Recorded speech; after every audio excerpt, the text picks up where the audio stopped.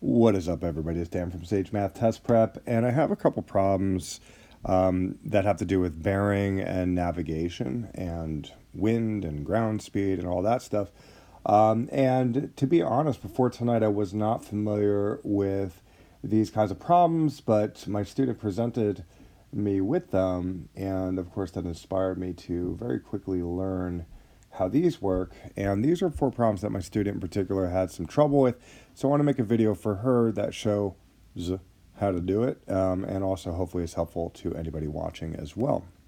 So anyway, a pilot is flying at 168 miles per hour. She wants her flight path to be at a bearing of, we're going to call that approximately 58 degrees. A wind is blowing from the south at 27.1 miles per hour. Find the bearing the pilot should fly and find the plane's ground speed. So first of all, ground speed means the speed after the plane is affected by the wind. Okay. Now, one thing my student had mentioned to me is that we want this north-south line when you're dealing with these problems. Okay, so you can imagine this is the north direction and this is the south direction down here. One thing that's definitely important is bearing is always going to be an acute angle that goes off of this north-south line. All right, so bearing is always going to be an acute angle that goes off of the north-south line. Now, she wants her flight path to be at this bearing, okay? So she's not there yet, but she wants it. So I'm actually going to draw this. This is her, goal, essentially. She wants this to happen, okay? She wants this to be, looks like it would be 58 degrees, okay? 58 degrees. That's her goal. It's not what she's doing right now, but it's what she wants. A wind is blowing from the south at 27.1 miles per hour. We want to find out the bearing she should fly if she wants to end up here. So seeing as how the wind is blowing from the south at 27.1 miles per hour, we want to find out, well, where should she fly in order to end up here? Well, my thought is, if the wind is blowing this way, she should fly this way, right? She should fly out that way, and then the wind will push her up to the green arrow, okay? So we're going to have this red arrow representing, the direction that she should fly, and when it's affected by the wind, it goes up to the green arrow. Now, the wind itself should be here, actually, okay? So I'm actually going to erase this, and you can think about the wind being right here. Now, we know that the wind is traveling at 27.1 miles per hour, so there it is. And we also know that currently she, right now, is going at 168 miles per hour. Okay. Now, hopefully that makes sense to my student at home. Obviously, it could be a little difficult to know, okay, well, if it's wind is blowing from the south, where do I put that? Do I represent that somewhere in the triangle? Well, the answer is yes. Okay, you want that wind represented right there. And this is what she's currently doing. And you have to kind of use common sense that she's going out this way. The wind is pushing her up to the green line, and the green line is her goal. Okay, that's what she wants. But in order to get to the goal, she has to point the plane in this direction because she's taking the wind into account. She knows that the wind is going to push her up to here, but she still has to go this way. Find the bearing the pilot should fly. Okay, so the bearing the pilot should fly would be represented by this black acute angle right here, okay? That's the bearing she should fly. She should fly according to that bearing in this red arrow at this degree measure. The black sort of single rainbow here represents the bearing she should go if the wind is going to push her to the green line, which is ultimately what she wants, right? So what is this black single rainbow? Well, it's going to be 58 plus whatever this is. 58 plus theta. Okay, so there's a little theta in there. And we know that the bearing she should fly is going to be 58 degrees plus theta. And that's literally going to be the first answer. Okay, we're going to worry about the second question soon, but that's going to be the first question. So clearly our mission is to find theta. Well, how are we going to do that? Well, you can eventually use law of sines, but after staring at this for a little while, I was wondering, well, what am I going to do? How am I going to use the law of sines for this? And then I saw that if this is 58, then this has to be 58. And the reason is because this is a north-south line, and this north-south line is parallel to this yellow wind line. Remember, the wind is going straight up north, so that means that it's parallel to this dotted north-south line, which means that 58 is an alternate interior angle to this angle. So that's got to be 58. All right, so that's actually a crucial insight that you need to solve this problem. Now you can use the law of sines. We could say the sine of 58 over 168 equals sine of theta over 27.1.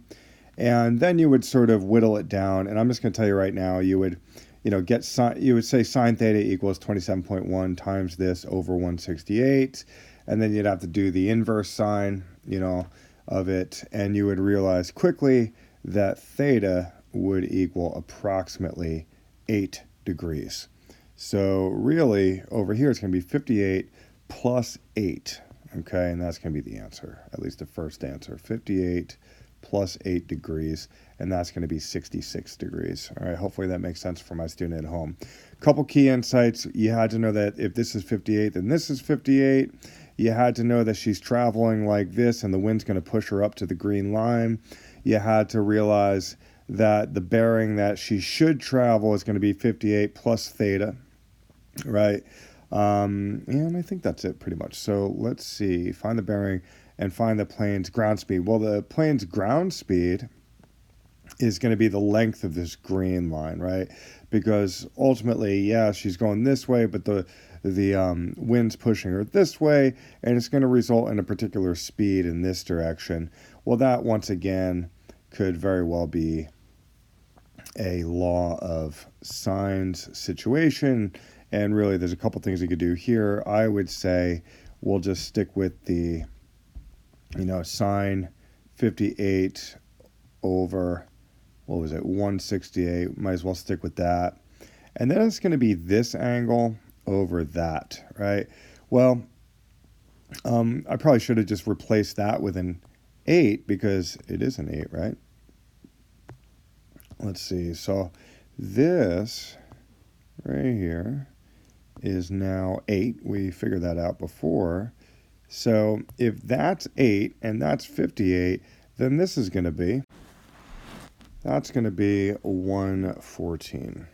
Okay, this angle is 114 degrees. All right, so then, obviously we're going to use that for the law of cosine. We have sine 58 over 168. Well, that's going to be sine 114 over, we can say x, right? So let's call this x. And then going through the motions there, you would quickly see that x equals approximately 181 when you round it up, okay? Now, what are the motions? The motions would be cross multiply, and then, divide both sides by sine 58 to get x, and in doing so, you would get 181, okay? So hopefully that makes sense to my student at home. What was the crucial insight for that? Well, the crucial insight was as soon as you found out that theta was 8 degrees, label it, and then all of a sudden you can figure out this angle, it's 114. And then the ground speed, realized that that's the speed she ends up going after being affected by the wind, and that's certainly going to be x, right? It's going to be the length of this green arrow. Moving on. All right, problem 2. What bearing and airspeed are required for a plane to fly 400 miles due north in 2.5 hours if the wind is blowing from a direction of 328 degrees at 11 miles per hour? So first of all, we want to concern ourselves with speed. We're not concerned with distance necessarily. We're not concerned with time necessarily, but we are concerned with speed, and speed in this case can be miles per hour. So it's going to be miles over hours. So to get the unit rate, it's going to be 400 divided by 2.5. So really the miles per hour that this part represents is 160 miles per hour. Okay. And let's get the north-south line going right now.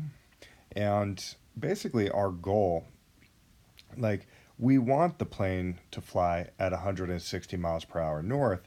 So the goal is going to be represented as this yellow, okay, right here, where it's 160 miles per hour north. But the problem is we have wind blowing from a direction of 328 degrees, okay? Now, what does that mean, 328 degrees? So I kind of had to look this up, to be honest. But basically, you have these cardinal points, north, east, south, and west. And north is associated with 0 degrees slash 360. Okay. This is associated with 90. This is associated with 180. This is associated with 270 degrees. Okay. So when they say that the wind is blowing from a direction of 328, that means you're starting here, you're going all the way around, and you're landing at 328. Now, when you land at 328, just draw a little bit of a line there, okay? And that represents 328 degrees, okay? And I might as well just put degree symbols on these guys. Okay, even the 0.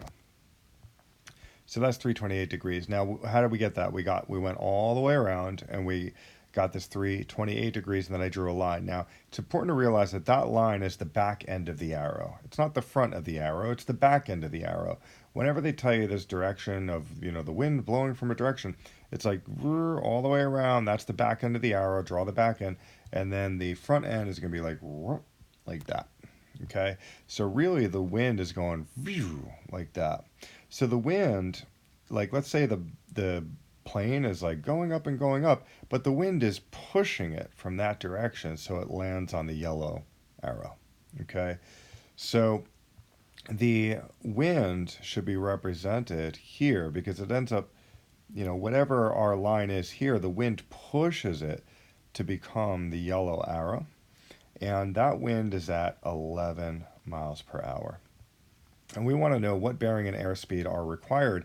So this would be the required bearing and airspeed right here. I'll do that in red. The required bearing and airspeed is right here. So imagine you're in a plane and you're going this way, but you got this wind going pushing you.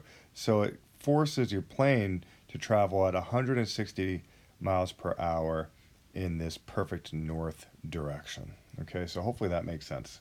Now, obviously, for my student at home, clearly it's really important to practice this, get a feel for it.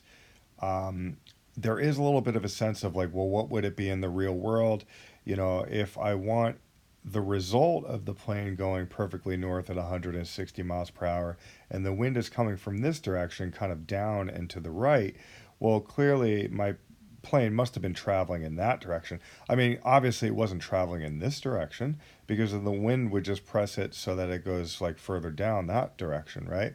So in order for the plane to end up traveling in this direction, it had to first be traveling in this direction, taking the wind into account. Hopefully that makes sense. Now let's be very clear about something. Since this is 328 and that's 270, this right here is going to be 58 degrees. Okay, 58 degrees. This little nook angle. Now, if that's 58 degrees, well, guess what? That's 58 degrees right there, correct? 58 degrees. That's vertical angles, right? Now, the reason I'm focusing on that is because, I'm just going to get this out of the way. Put that 11 sort of underneath. The reason I'm focusing on that is because we have our triangle kind of drawn already. We got the wind represented by the black arrow at 11 miles an hour. We've got our goal represented with this upward north arrow at 160 miles per hour. We don't know red. In fact, that's one of the things we got to find.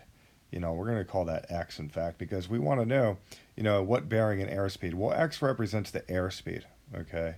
The speed before you got affected by the wind. Okay, 160 is the speed. That's going to end up being the ground speed. That's the speed after being affected by the wind. But X is one of the answers. We also need to know the bearing as well, which I'm going to get to later. Let's focus on the airspeed for now. So the reason I'm talking about this 58 degrees and this 58 degrees is because imagine, it's like, yeah, we got this north and south line, but imagine we also decided to do this east and west line kind of deal. Well, didn't we just say that, this right here is 58 degrees? And therefore, this is 58 degrees as well, right? 58 degrees over here, vertical angle, 58 degrees over here. It's the exact same thing as this, 58 degrees, 58 degrees, okay?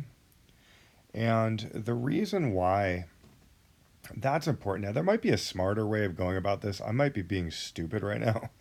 But the one thing that I saw is I want to get this angle because if I get this angle, then I could use the law of cosines because I have these two sides that are flanking this angle, and then I have this mystery side length over here. Well, that's totally a law of cosine situation. So my goal is to get this angle right here. Now, the bottom line is, let's analyze this situation.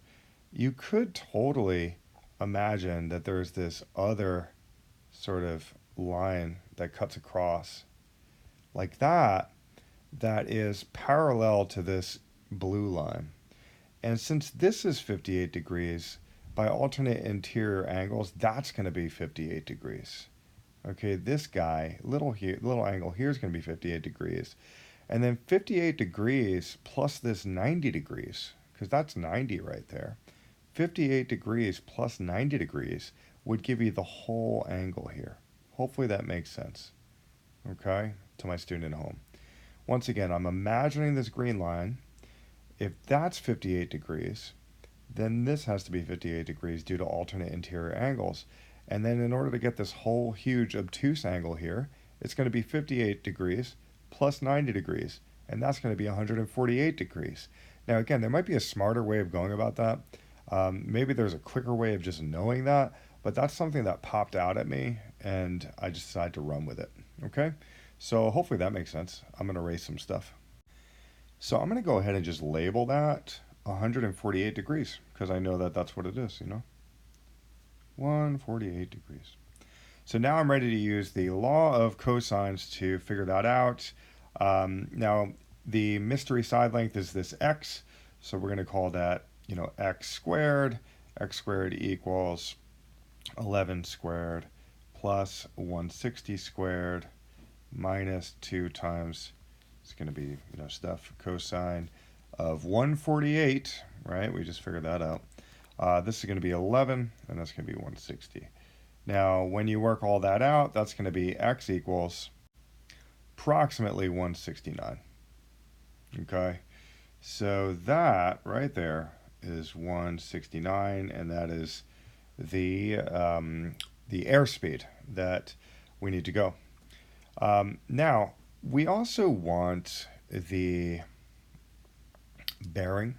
Okay, we want the bearing. Now, well, if you think about it, one way of thinking about the bearing is it's this angle here that's sort of away. It's at least associated with this angle here. I'll just say that. It's associated with this angle here that is away from the north-south line. And that would be an alternate interior angle with this angle right here. Okay, so that would be, these two angles would be congruent with each other.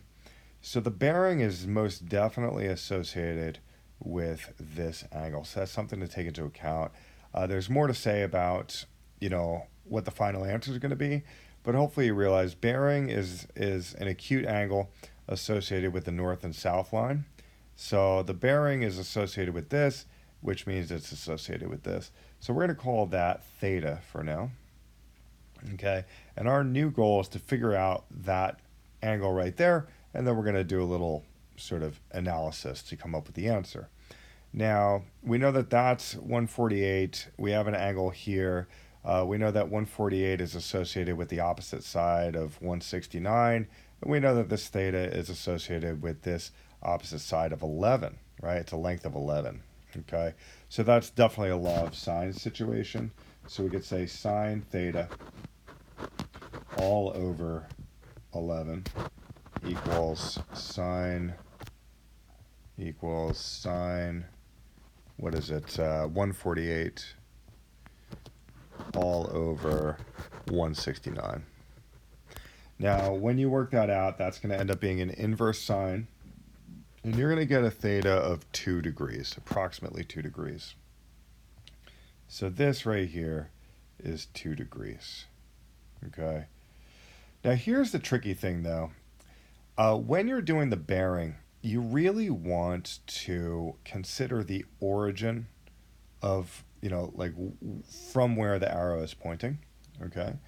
So it's like, we got this 2 degrees, which I understand means that that's 2 degrees, but the arrow is pointing in that direction, right? So what you want to do is imagine that northeast southwest thing, okay? And place this origin right in the center. And as you can see, it would be like that, right? Wouldn't it? The origin was placed, the origin of this arrow was placed right in the center. It would be like that, right? And that would be 2 degrees. This here would be 2 degrees. Okay, so I'm going to just write a little arrow. That's 2 degrees. So then the question is, when we're doing that degree all the way around thing, you know, what is the bearing? Well, it goes all the way around until it points to this 358 degree. So when you're doing the bearing, you actually consider the degree measurement from this starting point all the way around, and then wherever you end up is where the arrow's pointing. Okay? That's not wind direction. Okay? When we did wind direction before, we went all the way around, and that gave us the tail end of the arrow. But when you're figuring out the final bearing answer, it looks like the teacher wants you to go all the way around, and then wherever you end up, that's where the arrow is pointing. Okay? And that's why the answer is 358 degrees there. Okay? Kind of crazy. All right? My student's going to be talking to her teacher tomorrow or soon. There might be an easier way of going about that. But that definitely works, what I did. So hopefully that helps. Okay, so the next one, problem number 20, I really spent some time with to sort of wrap my head around because I kept trying to match these answers here. Now, I'm actually, and I say this with caution and with humility, but I'm going to dispute these answers because I'm pretty sure I'm right. I'm going to present the way that I would suggest, and I'm going to present what I think the teacher is suggesting. I also checked out online, and there's a lot of different answers for this problem here. And I think I have the right answer. So let's just see. Let's see if it makes sense. So basically, we could say, all right, north-south line. Okay, there it is. Just to sort of get clear on it. So a plane is headed due south with an airspeed of 192. So you know that this is most definitely happening. And a wind from a direction of 78 is blowing at 23 miles per hour. So let's analyze that situation. North, east, south, west. And we know that north is associated with 0 and 360 degrees. East is associated with 90, 180, 270. And basically, according to this, it says a wind from a direction of 78 degrees is blowing at 23 miles per hour. So it's a wind from a direction of 78. So that means it's going to be here. We're going to draw the back end of the arrow.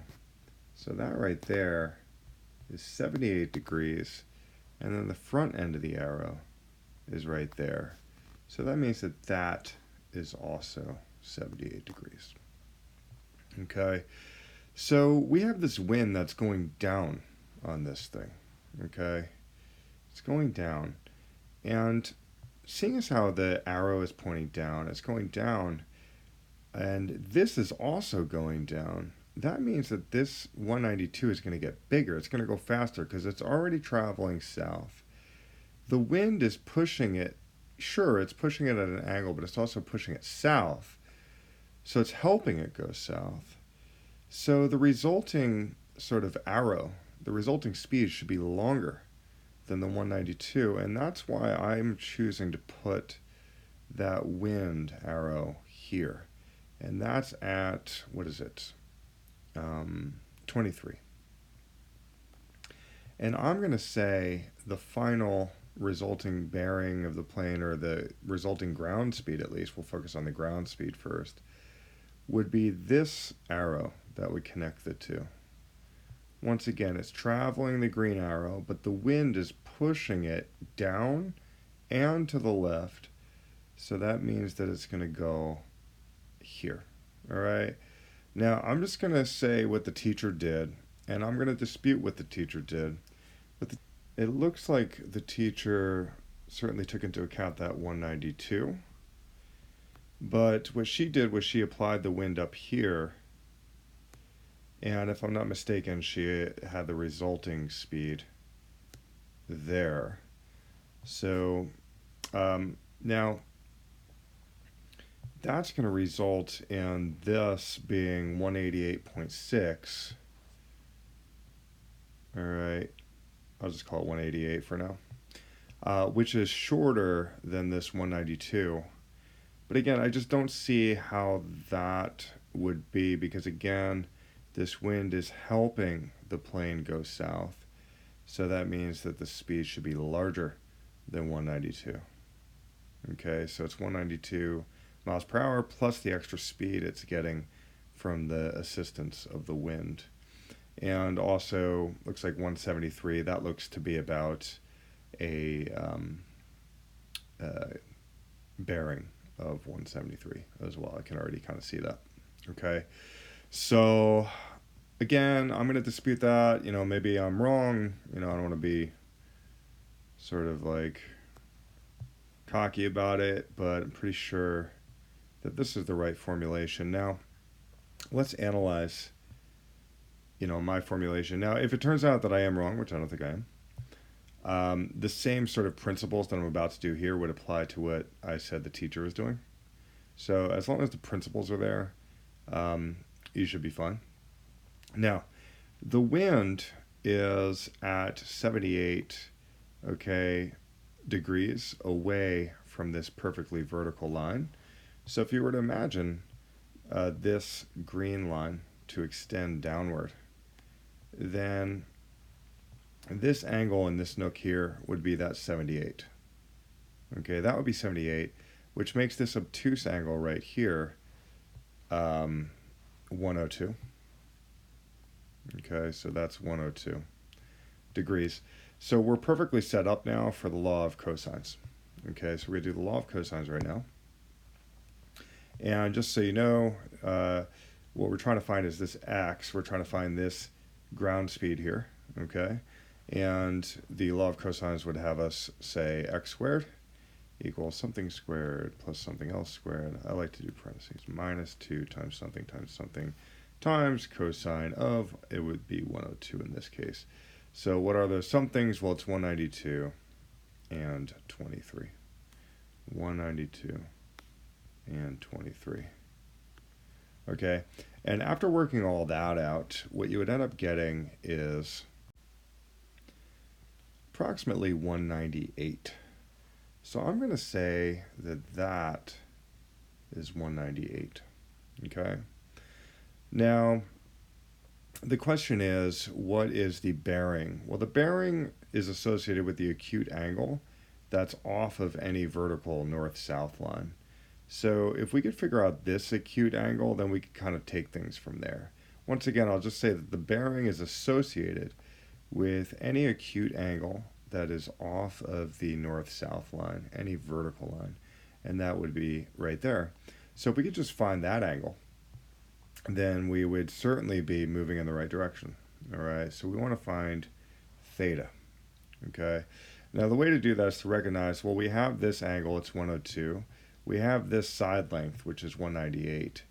And then we have theta here, which we're trying to figure out, but we also have the opposite side length, which is 23. So, of course, that would be a law of sines situation.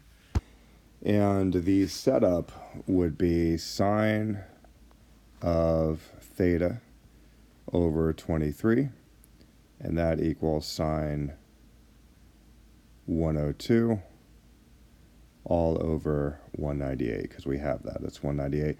Now, this would be a matter of cross-multiplying. Actually, not even.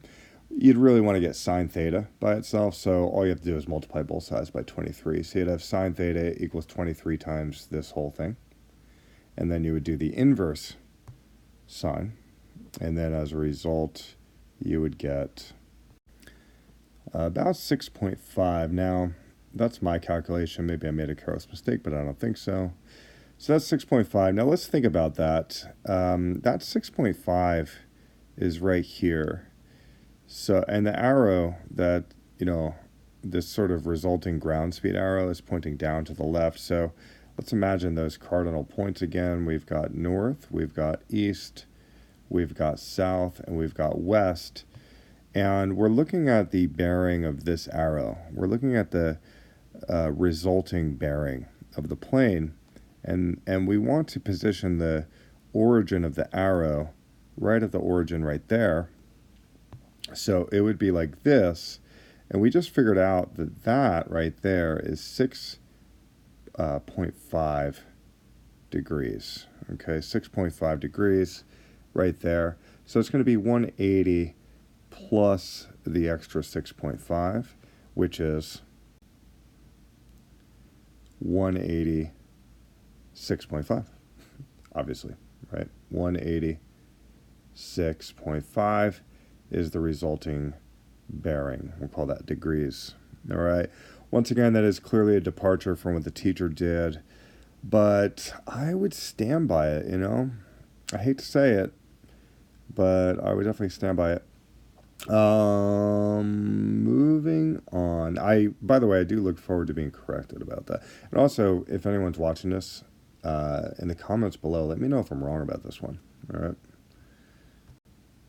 Okay, an airplane is heading on a bearing of 174 degrees at an airspeed of 240 kilometers per hour.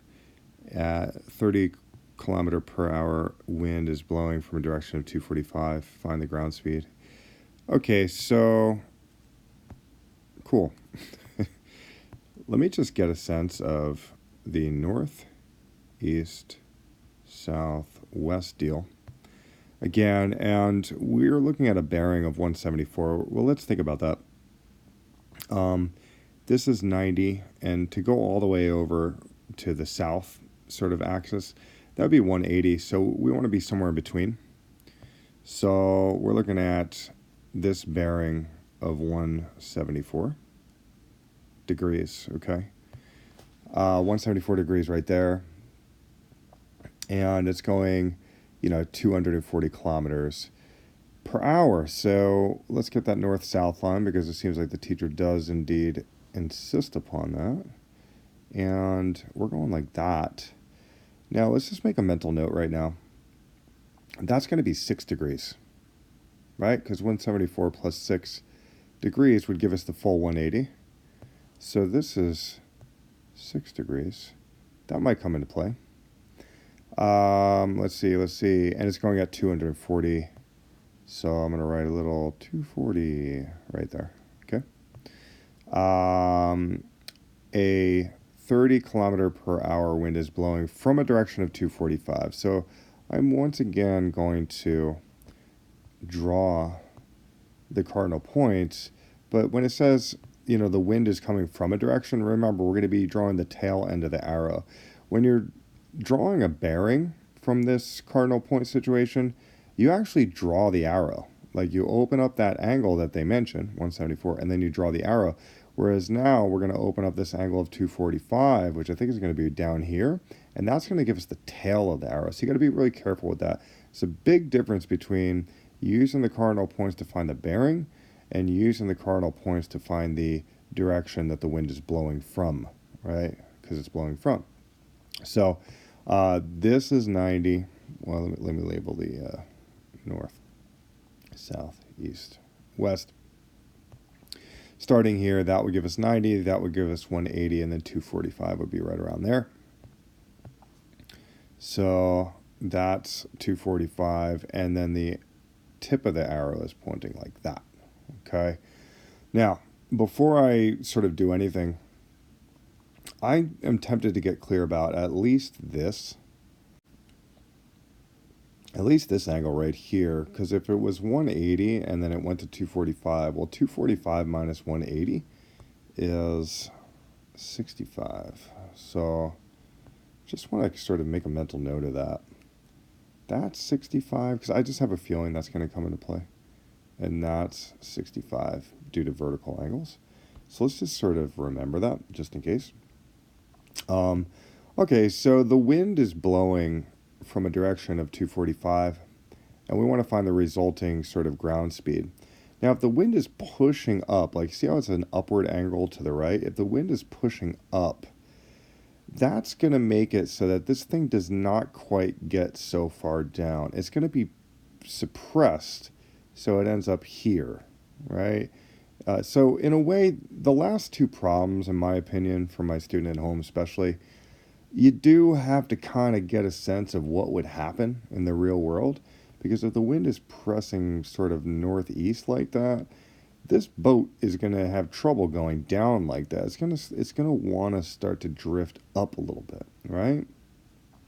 So, you know, the wind would be like that against it, and then the final resulting ground speed would be represented there.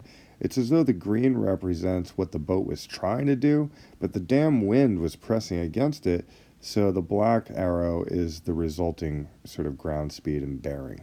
Okay? Now, they tell us that the wind is 30 miles per hour. So we'll put that there. And great. Okay. So we need to find x, and we're going to need the resulting bearing of this black arrow also. Now, I can already see we have these two side lengths, and if we just have that angle, we could totally do the law of cosines, right? Because you have this angle that's between these two side lengths that are known, and you have this mystery side length that's across from the angle. Well, that's definitely a law of cosines deal. So the question is, of course, how are we going to get this angle? Well, I can already see another sort of case where it's helpful to just imagine lines that are parallel. In this case, it would be a line that's parallel to this original north-south line. We know that that's 6 degrees, so that's got to be 6 degrees. Okay, that's got to be 6 degrees too. All right, not 60, but 6. And if we just knew this little guy, then we could just add up to 6, and then we would have the whole angle, right? Well, the thing is, we do know this little guy, because think about this red arrow. Well, isn't that red arrow right here? And it's 65 right there. So it's 65 right here. Anytime you have this perfectly vertical line and the red arrow, you're going to have 65, because we already kind of calculated that before. So I'm going to write 65. Okay. Excuse me. And when we want this whole big angle, it's going to be 65 plus 6. And 65 plus 6, I'm going to do this in purple. I don't often use purple. But the purple angle is 71. And that's what we're going to use our law of cosines with. So the law of cosines would say x squared equals something squared plus something squared minus 2 times something times cosine. In this case, 71. What are the somethings? It's 240 and 30. 240, 30, 240, 30. Now, when you work that out, you're going to get x equals approximately 232, and that does match the answer that the teacher gave. So now we want to analyze the resulting, what do they call it? The bearing, right? Well, if you look closely, you know, this is 6 degrees. And this right here, we don't know. So now we're going to call that theta. The bottom line is we could at least get the acute angle that's between the vertical line and the black arrow by adding 6 degrees plus this theta. And we know that the acute angle that has a relation to the vertical north-south line is most definitely associated with the bearing. So we need this whole acute angle that's associated with the north-south line. So how are we going to find it? Well, that's, once again, law of sines to the rescue. We already know that this x right here is what we just said, which is 232. So a good setup would be sine of 71 over 232. Once again, because this whole angle is 71. As you can see here, the purple angle is 71. So sine 71 over 232 equals sine theta over 30.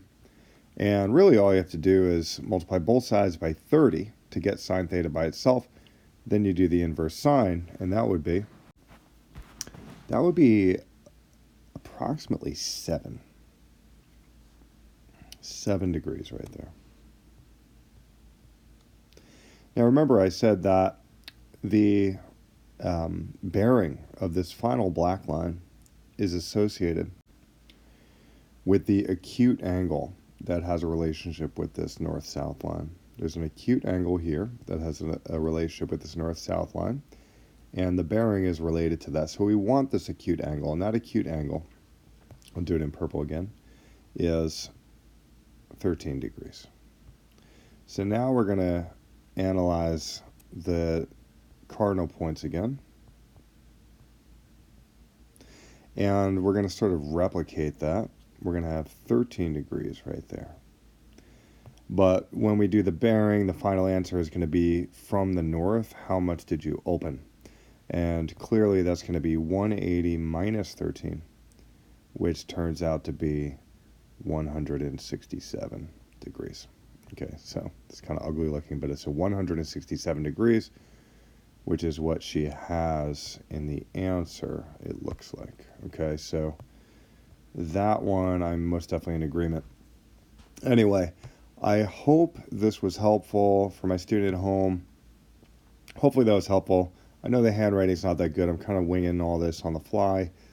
And it's the first time learning and explaining these concepts. But I could already feel it myself. I mean, once I started getting the hang of it, it did become even like somewhat enjoyable. It's sort of like a worthy challenge, you know, to imagine it. Definitely a big part of it, especially with the last two, is understanding what would happen in the real world. Would the wind, I think a good question to ask yourself is, would the wind make the boat go faster, or would it make the boat go slower, or plane, right? Could be a plane too. In fact, I think all these were planes. But would the wind make the plane go faster? Would the wind make the plane go slower? Obviously, if the wind is at least somewhat going with the plane, then it's going to go faster. And if the wind is at least somewhat going against the plane, it's most definitely going to be going slower, more slowly. And, you know, that's just a fact.